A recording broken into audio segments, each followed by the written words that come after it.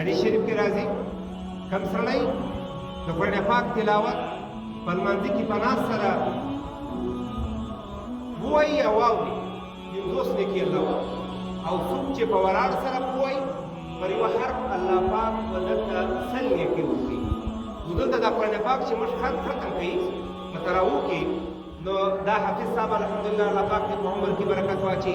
الله پاک دې په علم کې برکت واچي، ماشاءالله په ډېر ښه احسن انداز سره ووایي. دا یو قرآن سره نوس ختم، دا یو قرآن دوی په تراویح کې په لمانځه کې واوري، دا یو قرآن باندې الله پاک دا داسې دي چې یعنې په یوه حرف 100 لیکي سو نو دا یو قرآن د 100 قرآنو برابر دا داسې لکه دوی 100 قرآن پاک چې دا ختم. او بیا د روزې میاشت ده، بیا په روزه کې یو عمل په څو دی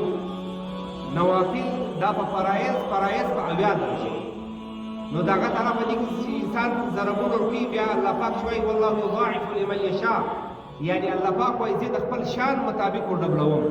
بیا انسان چې دغه د حساب کتاب نشي